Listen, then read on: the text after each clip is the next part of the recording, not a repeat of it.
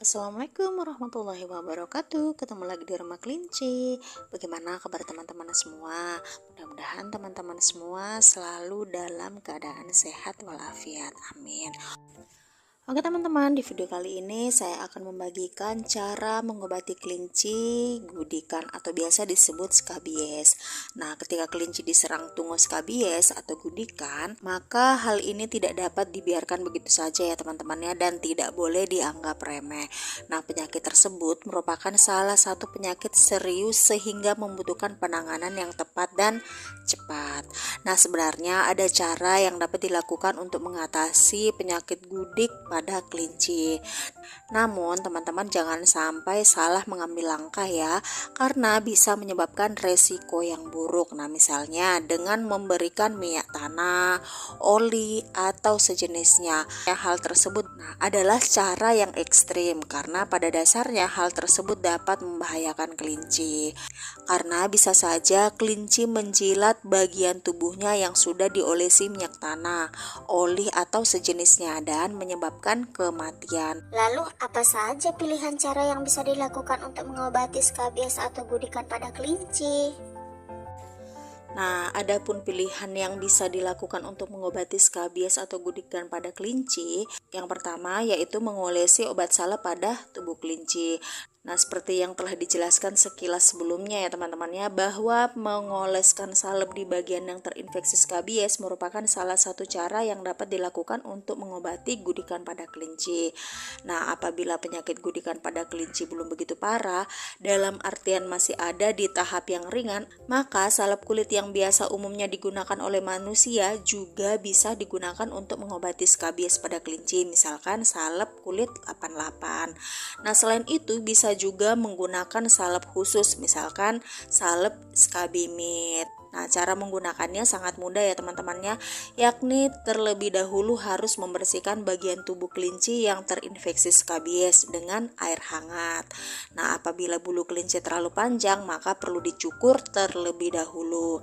Nah, setelah dibersihkan dengan air hangat, bagian kulit yang akan diolesi salep dikeringkan terlebih dahulu supaya tidak lembab. Nah, barulah kemudian mengoleskan salep 2-3 kali sehari. Lakukanlah pengobatan ini secara rutin setiap harinya.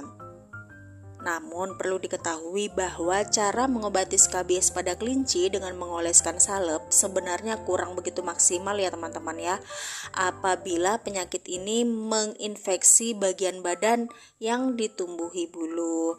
Nah, selain itu juga tidak efektif untuk bagian kaki yang sering menginjak tempat kotor.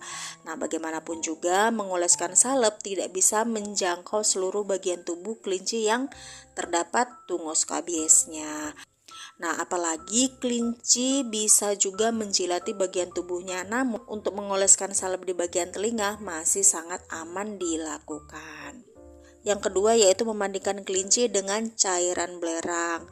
Nah, cara selanjutnya yang bisa dilakukan untuk mengobati penyakit gudikan pada kelinci yaitu dengan memandikan kelinci menggunakan cairan belerang. Nah, air yang telah dicampur dengan belerang kemudian digunakan untuk memandikan kelinci ke seluruh bagian tubuh kelinci. Namun perlu diingat ya teman-temannya, bahwa campuran belerang tidak boleh terlalu banyak. Hal ini terjadi karena apabila belerang terlalu banyak, maka bisa menyebabkan kulit kelinci menjadi kering sehingga menyebabkan dampak negatif lainnya pada tubuh kelinci. Namun demikian, salah satu kekurangan dari cara pengobatan dengan memandikan kelinci menggunakan cairan belerang yaitu bisa menyebabkan kelinci stres. Jadi, dapat dikatakan bahwa memandikan kelinci menggunakan cairan belerang dinilai kurang efektif juga, kecuali jika kelinci sudah biasa dimandikan. Nah, cara berikutnya yaitu memberikan antibiotik pada kelinci. Nah, perlu diketahui teman-teman ya, bahwa tujuan dari pemberian antibiotik pada kelinci yaitu untuk membasmi tungau skabies. dibandingkan dengan cara sebelumnya, pemberian antibiotik ini terbukti lebih manjur dan efektif. Bahkan risiko dan dampak negatifnya hampir tidak ada pada kelinci. Nah, sebenarnya ada dua cara yang dapat dilakukan dalam hal pemberian antibiotik. Nah, berikut ini merupakan cara yang dapat teman-teman lakukan. Nah, yang pertama, antibiotik langsung diminumkan kepada kelinci ya teman-teman ya. Nah, adapun obat antibiotik yang dapat langsung diminumkan kepada kelinci yaitu merek Kepromek. Nah, tiap milinya dari obat ini mengandung ivermectin 10 mg. Nah, untuk cara pemakaiannya, antibiotik ini dapat diminumkan langsung pada kelinci atau bisa terlebih dahulu dicampurkan pada air minumnya. Nah, untuk dosis yang dibutuhkan yaitu 0,03 mg per kilogram massa badan kelinci dan lebih baik diberikan 2 hari secara berturut-turut. Nah, biasanya di hari pertama penggunaan obat antibiotik tersebut, kelinci sering menggaruk-garuk bagian tubuhnya yang terkena tungau skabies. Hal ini dikarenakan tungau atau kutu skabies tersebut mulai teler karena obat antibiotik yang dikonsumsi oleh kelinci. Selanjutnya, di hari ketiga atau keempat, skabies di tubuh kelinci sudah rontok semuanya.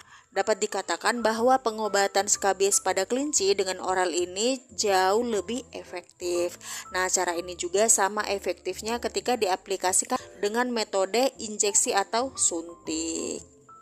Nah, cara kedua yaitu menyuntikkan obat antibiotik pada kelinci.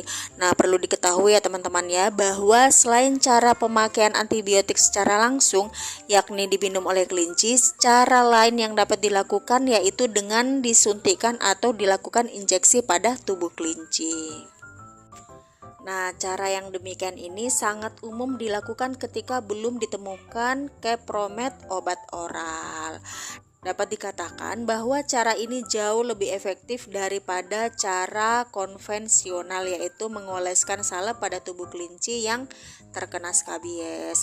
Nah, pengobatan skabies pada kelinci dengan cara injeksi alangkah baiknya hanya dilakukan oleh orang-orang yang telah memahami dengan baik terkait dengan cara penyuntikan hewan, terutama kelinci.